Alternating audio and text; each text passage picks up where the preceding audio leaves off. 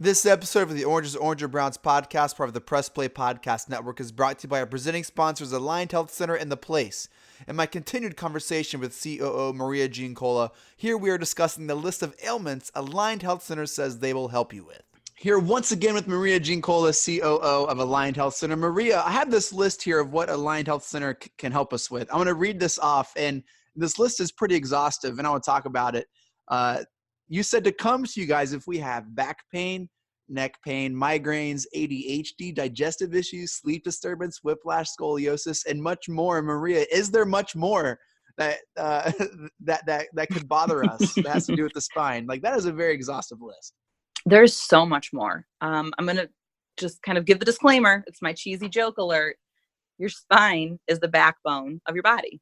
Love it. It really is. Right? So if you think, everybody's seen a skeleton picture, even think of a Halloween skeleton, hanging up there. Everybody knows what a spine looks like. Mm-hmm. What comes out from every single one of those joints in your spine? Nerves, right? Yeah. Those nerves are all going to every single one of your major organs. Mm-hmm. Now, think of one of those nerves to be like an HDMI cable that's going from your cable box to your TV. If that cable is kinked, or if it's worn down, or maybe it's like one of the cheap version, of them rather than a nicer, high, thick HDMI cable, what's going to happen to that signal?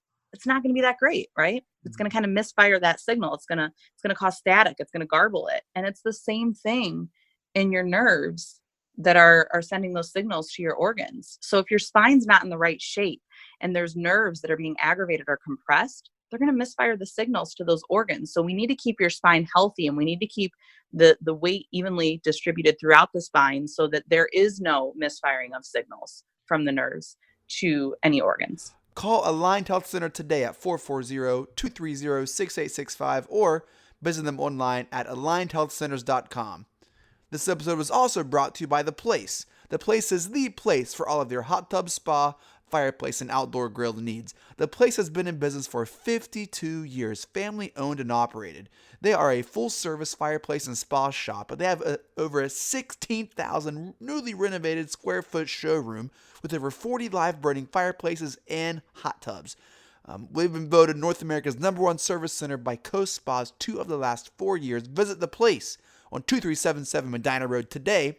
Look for the palm trees to transform your backyard into the backyard of your dreams. When you think of fireplaces, hot tubs, grills, and patios, think The Place. This episode is also brought to you by the Press Play Podcast Network. Books with Brooks is reading through The Shining this month. The Main Event Wrestling Podcast with Jordan and Jam is talking about all things WWE, NXT, and the AEW. Jump into the ring and check out the best wrestling podcasts available. The Tim and Shipe Show is covering the Red Hot Buckeyes and the Florida Gators.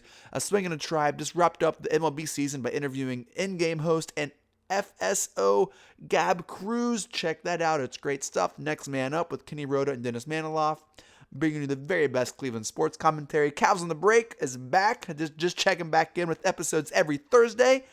Sam Amico bringing us the latest from Camp Beeline. And don't forget our new show, D3 Down and Distance with Chris Golian. D3 will cover all things Division III college football. Chris is a 2-time national champion with Mount Union and will bring us unparalleled access and analysis from everyone's favorite D3 college football powerhouse. D3 Down and Distance available later in October. Follow us on Twitter at PressPlayPods. Like our page on Facebook at PressPlayPods. Visit our website, PressPlayPodcast.com. Subscribe to our newsletter. I promise we won't flood your inbox. 2 emails a month. That's it. PressPlayPodcasts.com. In this episode, Jeremy and I preview the Browns 49ers primetime Monday Night Football game tomorrow night or tonight, depending on when you listen to this podcast. We start with our House of Footies game preview and narratives. We jump to keys to the game and make our bold predictions. Jim Donovan, take us away. 45-40, run, William, run! He's got blockers in front, 5, touchdown! Joshua Cribbs! Snap back, ball down, can't block! They block the kick! This is the Orange is Orange or Browns podcast, part of the Press Play Podcast Network. I'm your host, Chase Smith, and with me, as always, Browns insider Jeremy Proud. Jeremy, the game is upon us. What say you, brother? Dude, I'm excited. I'll tell you what. I watched football today, watched a ton of football today, watched a ton of football this weekend with the college football, and I cannot wait till the game tomorrow night. You know what's funny is when we didn't get primetime games. We were like, oh, I want some primetime games so bad. Now that we have primetime games, everyone's like, man, I wish the games that won. I can't do this. It is hard to wait. Pretty funny there, huh? It is hard to wait. It doesn't help that. Well, I'll tell you what, all my friends that were complaining about this today on Twitter, get used to it. Because for the next, 4 or 5 years, the Browns are box office. So there's going to be 5, 6, 7 primetime games a year. So it does suck. I'm actually starting to agree. I like the 1 o'clock starts, but get used to it because it ain't going away. It's true. And to make matters worse, it doesn't help that we are providing our preview episode on Sunday night, about 24 hours before the end of the game. But we have a lot of football to talk about, Jay. Before we get to the House of Hoodies game preview, the Ravens beat the Steelers by 3. Mason Rudolph was knocked out second half with a pretty nasty concussion. Oh my gosh, brutal. And brutal. The Bengals. How'd you like to wake up from a nasty concussion hit and not have your face mask on? Yeah.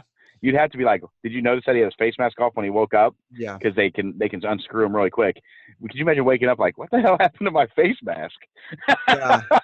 Right? It'd be crazy, man. The NFL really needs to, if they care about the safety of the players, kind of provide some type of, I don't want to say punishment, but consequence for that kind of targeting. Obviously, helmet to helmet. He was undefended. He was throwing, but I mean, it's just if they really do truly care about the players, well, then step up and do something about these kind of things. I know it's football, but I don't know. I don't know what you do. I mean, on the other hand, I think that they should be able to review that play. They should be able to review that play. 100%. Just like the college kind of reviews the targeting stuff.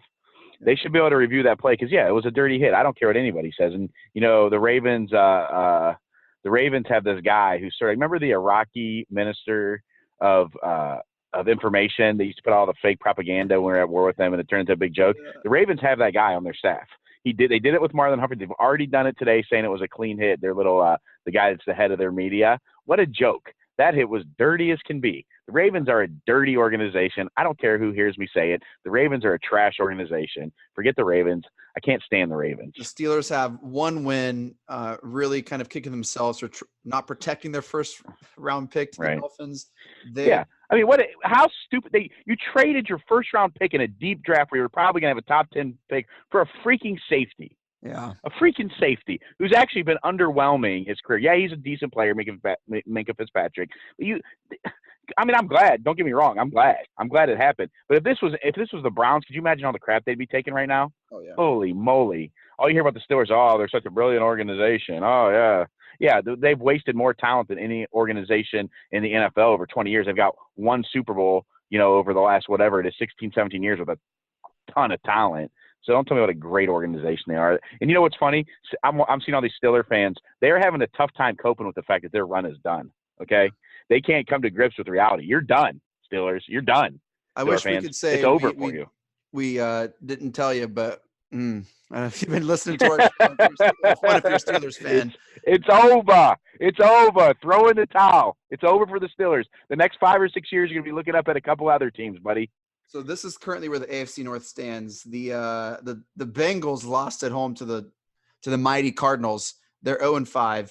That game was trash. I watched a lot of that game. I got the ticket, so I was going back and forth. That game was like the toilet bowl. Yeah, that game was the talent. It's for the first time, Chase, since we've known each other, the first time in about a decade, the talent drop off between the Browns and a lot of other teams is substantial. Yeah. The Browns are way more talented than a whole lot of teams in this league, and I watched a lot of them on the field today. And I don't care what anybody says. If the Browns can stay out of their own way, they're going to win this division. They're the most talented team in this division, and it's not close in my opinion. Talking to a Bengals Lamar Jackson looked like trash.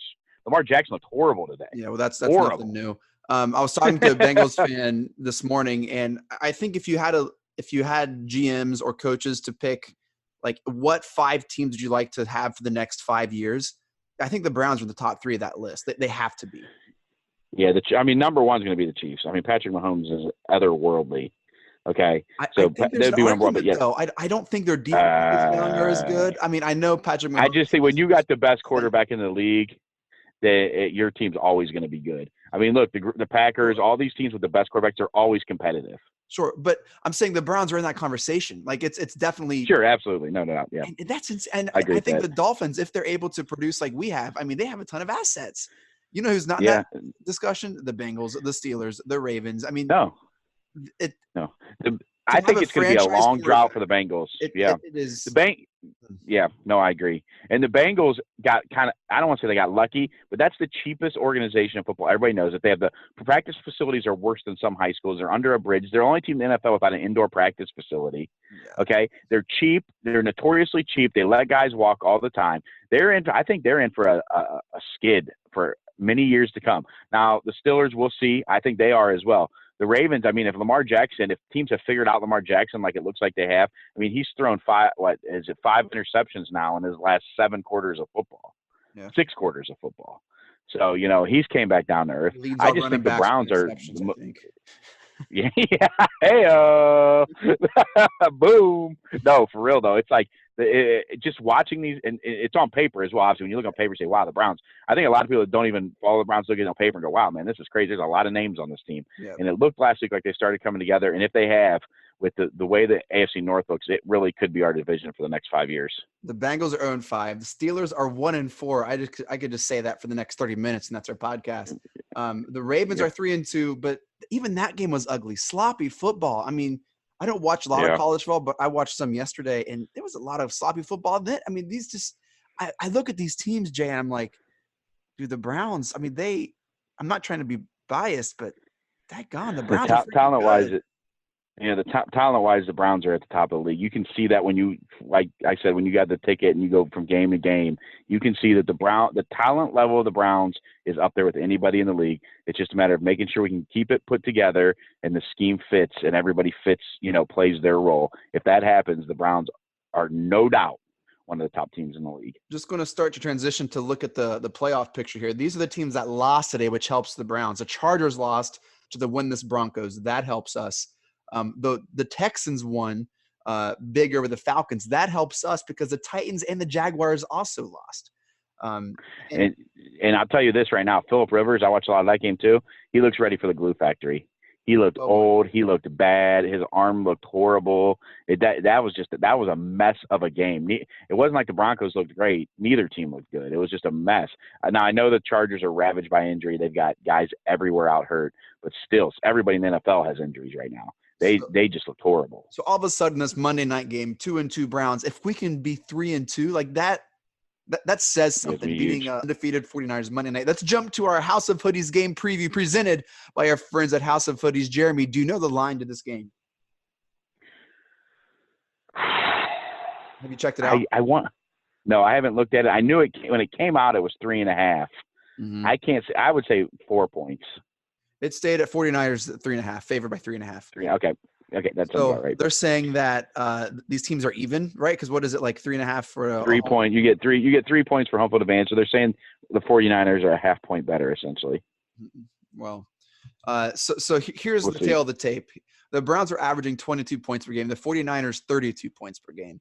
The 49ers are averaging 420 yards per game and allowing only 283. So the team stats are better than the Browns. The 49ers, listen to this, Jay, are the only team that has not allowed a rushing touchdown. Yeah, a rushing touchdown. That's good. Yeah, you got some of that looks at who they played. I mean, they beat up on the Bengals. They beat the Steelers. Steelers had 5 turnovers that game, and it was with Mason Rudolph's first start. So they've got a little lucky with the schedule too. This is going to be a tale of 2 quarterbacks, Jay. Baker Mayfield, Jimmy G. A lot of Browns history with this 49ers team. The Browns were pretty aggressive trying to get Jimmy G a couple years ago. Shanahan, the coach of the 49ers, was the offensive coordinator for the Browns. I mean, a lot of kind of interesting narratives here as we jump to kind of what this game has in store. What do you see happening here on tomorrow night?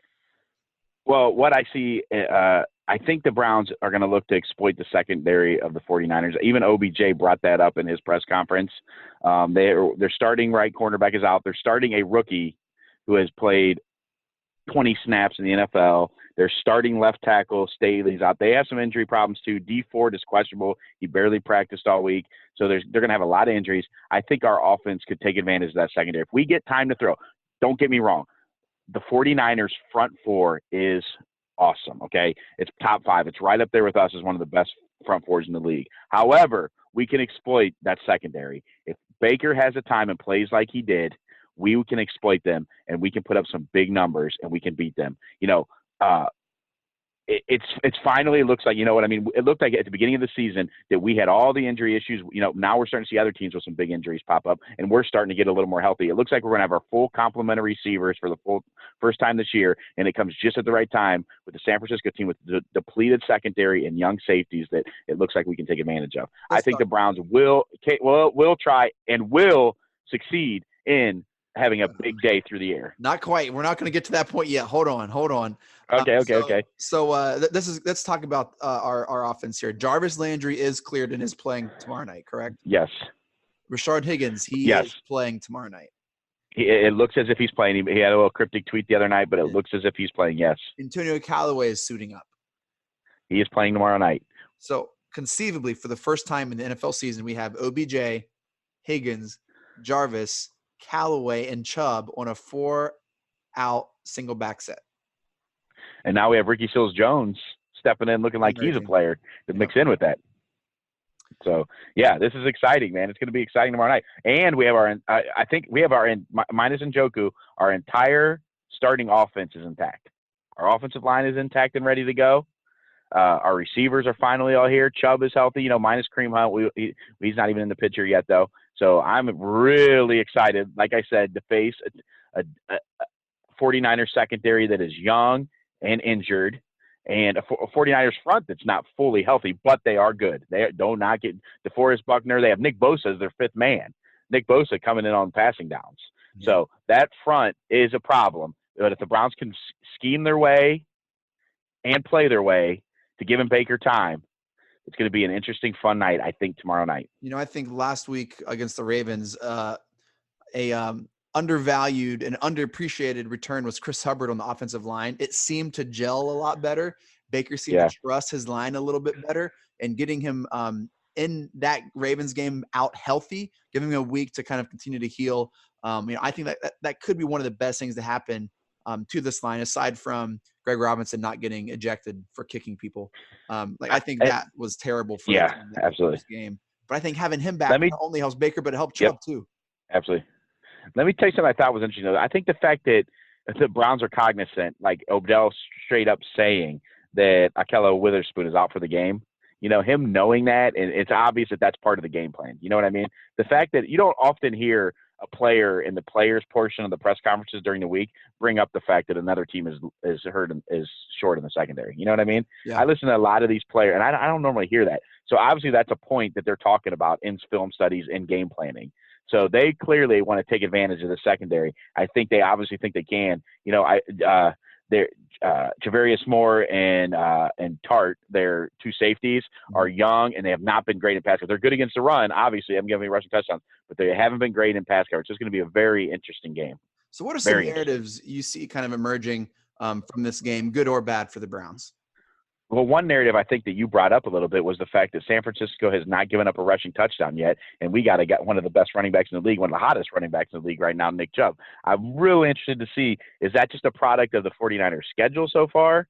Some of the game situations that have happened, or are they legitimately that good against the run? And is Nick Chubb one of those players now where it doesn't matter who he's playing against, he's going to put up big numbers? So I think Nick Chubb versus the 49ers run defense is a big narrative for this game.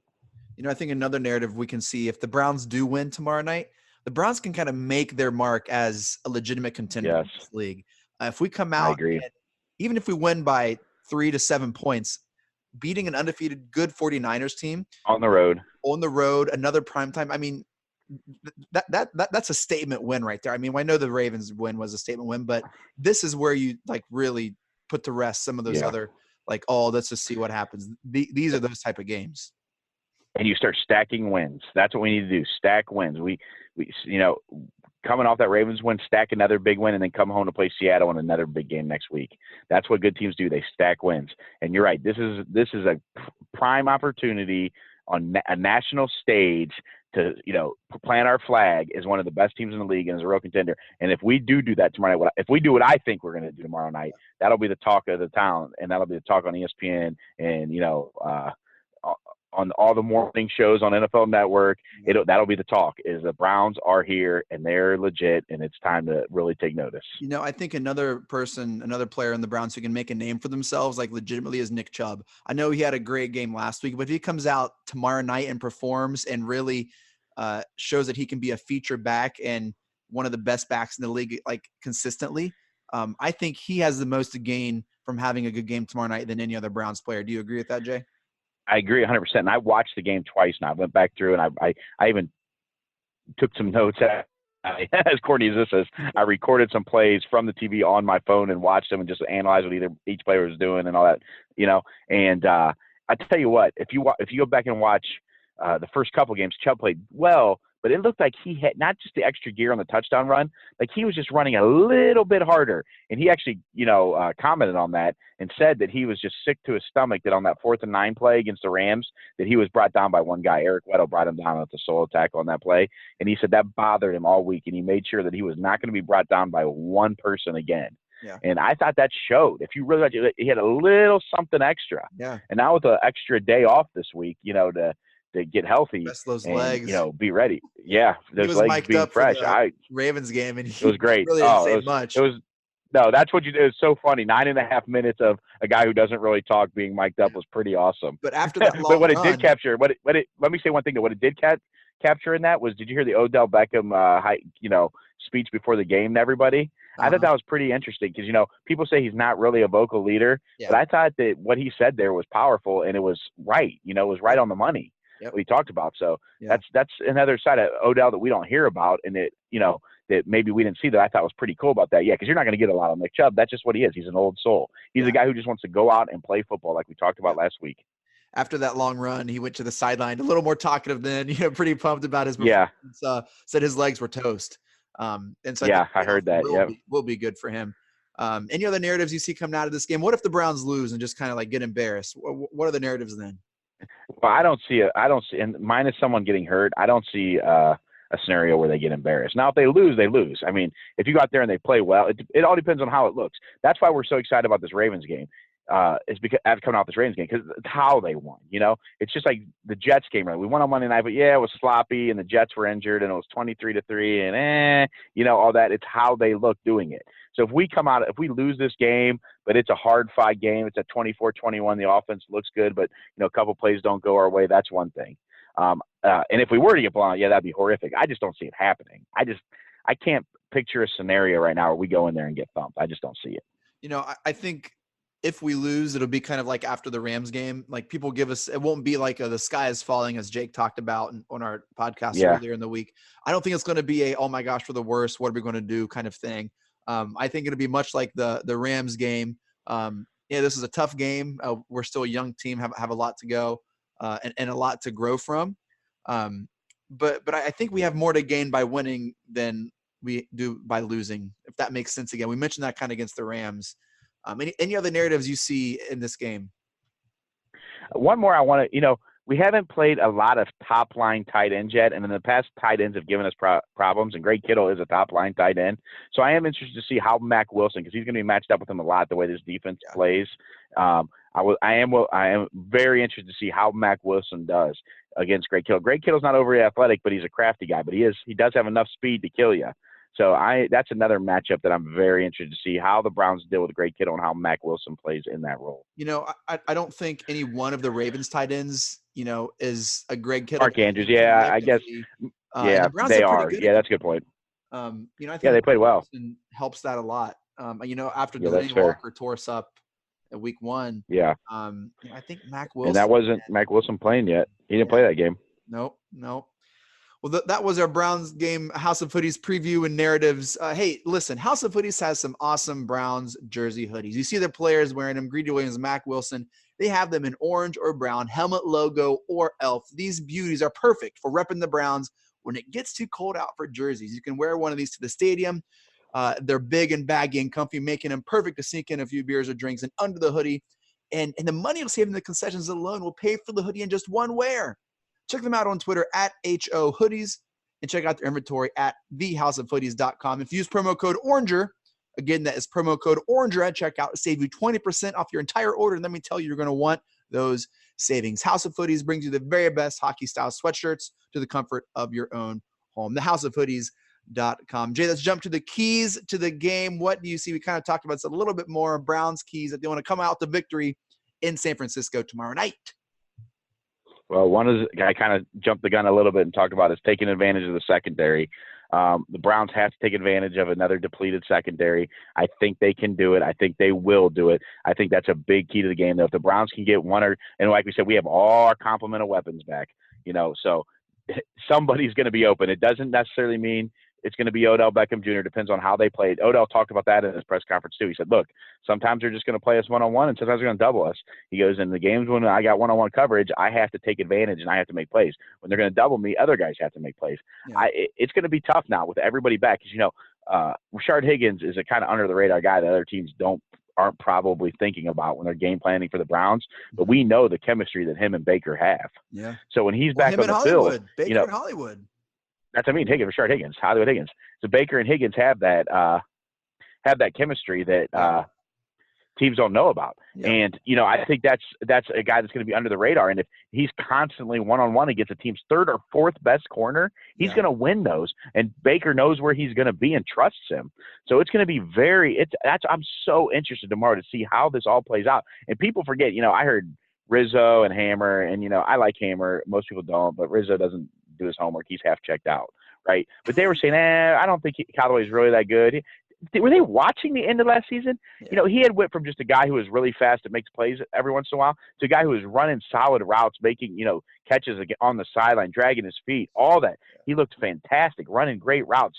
I remember our friend Jake Burns breaking down how much he had improved over the year, and you could see it. So I just think, yes, he's missed the 4 games. He's 100% healthy. Freddie said he looked good. He looked in shape during practice this week. So, yeah, he may not be a huge part of the game plan this week, but going forward, man, he is an excellent receiver. Yeah, everybody had him graded as a first rounder. His off the field stuff is what pushed him down to the 4th. So I think to discount Antonio Callaway is crazy. So it's just going to be so interesting to see with all these weapons. This is what we've been waiting for, really, to see all this together. And I just don't see how the Browns don't take advantage of that tomorrow night. I agree. I think it's important for Baker, key to the game, to spread the ball around, to not get just so focused on OBJ or even Jarvis, but to really to get Baker into a rhythm and to just kind of allow our playmakers to do their job. I would love to see some hurry up, maybe not allow 49ers to kind of get fresh legs in and out, kind of get in a nice rhythm. I don't remember seeing too much of that against the Ravens. I know they did it, but I think the Browns, when they have this full set personnel and they get in this rhythm and I think they can be really, really, really dangerous. I agree. Confuse that defense, those young corners, keep that solid 49er front line, keep them moving. Don't allow them to get fresh legs. I think that'd be one key to the game. And then do a screen or a draw play. And the Browns have worked, I think, really hard on that screen pass. We've seen it work a couple times. I think you set that up with some of these fast-paced RPO plays. Catch them in a blitz and do that screen pass, and boom, you're off. I think Kareem Hunt's going to be really dangerous here in a couple weeks. He is, and Chubb has improved a ton as catching passes out of the backfield. And those kind of plays work a lot better, all the play action, all the screens, when you're running the ball so well. Yeah. And when you're running it from under center, which they did a lot more last week, with Baker under center running the ball. So, yeah, I agree 100%.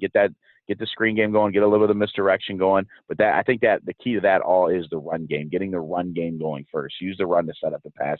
And that just seems when the Browns are at their best over the last 2 seasons is when they use that run to set up the pass. All right, Jay, it's time for some bold predictions. What do you got, buddy? Here's a bold prediction. Let's go. And I know last week you didn't think my predictions were bold enough.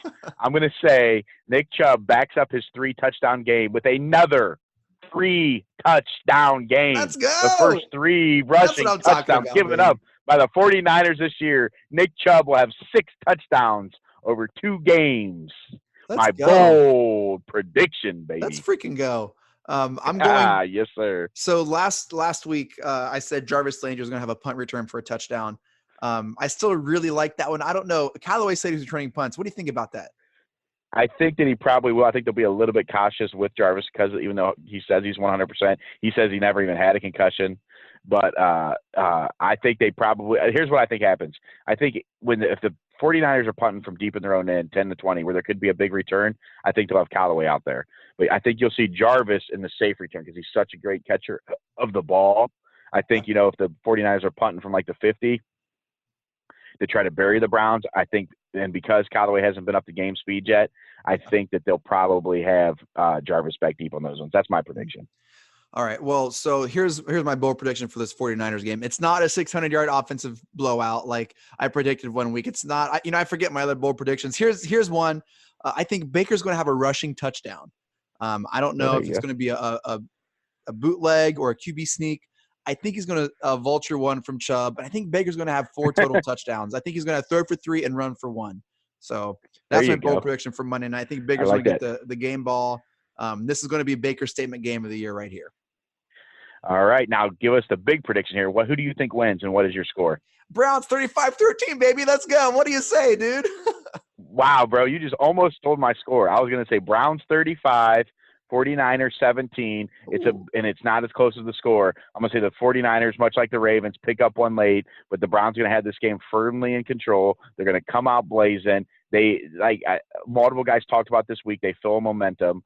Landry talked about it. Other guys feel like they have some momentum going forward, and they've kind of figured some things out. So I think this is the game. It all clicks. It all comes together. And this is the morning we wake up, tomorrow morning, and everybody's talking about the Browns, and they planted their flag as a Super Bowl contender. Now, not to douse cold water on our big parade here, Jay, but the 49ers are coming off of a bye. Is that correct? Yes. And they're a pretty good team. And there is they've this lost narrative. The last 3 years. They're 0-3 in their last 3 years coming off the bye. That's a little piece of a little nugget for you. There is a narrative of a letdown game, having a team do so well against a tough rival that the next week they kind of underperform. So that is an option that wouldn't be super shocking if it happens. It always is. But I look at Baker and Jarvis and OBJ, and I think their leadership I think they're chomping at the bit, bro. Yeah, I don't think there's going to be a letdown. Yeah. I think they see what they could be last week, and they are chomping now, man. And plus, they're just like us. They see the team getting more and more healthy. They see that. They know that they were ravaged by injury there for a few weeks, and now they holy cow, we just blew out the Ravens. We got guys coming back, and they're feeling this positive mo. So I cannot see it. And you're on national TV. And Monday night, even more than Sunday night, we like Sunday nights better because of the team calling the games and everything. But Monday night, everybody's watching. Sometimes the guys don't get to watch because they're on planes after the game. They don't see the Sunday night game. Everybody in the NFL is watching the Monday night game. That's right. Well, we want to give a shout out to our presenting sponsors, Alliant Health Center and the Place. Alliant Health Center, the mission is simple: to help people in the Westlake and Beachwood area achieve the best possible health and overall wellness. And shouts to the Place. When you think of fireplaces, hot tubs, grills, and patios, think the Place. Also shouts to our other segment sponsor, House of Hoodies. Jay, any final thoughts? No, man, I'm excited. I watched football all day today. I think this is it. Like you said, though, if they were to lose and it's a close game, it's not the sky's not falling. It's not the end of the world. But I just got this feeling, buddy, we're going to come out there and dominate tomorrow night, and it's going to be Katie bar the door the rest of the way, baby. Let's go. Here we go, Brownies. Freaking go. Here we go, Brownies. Here we go.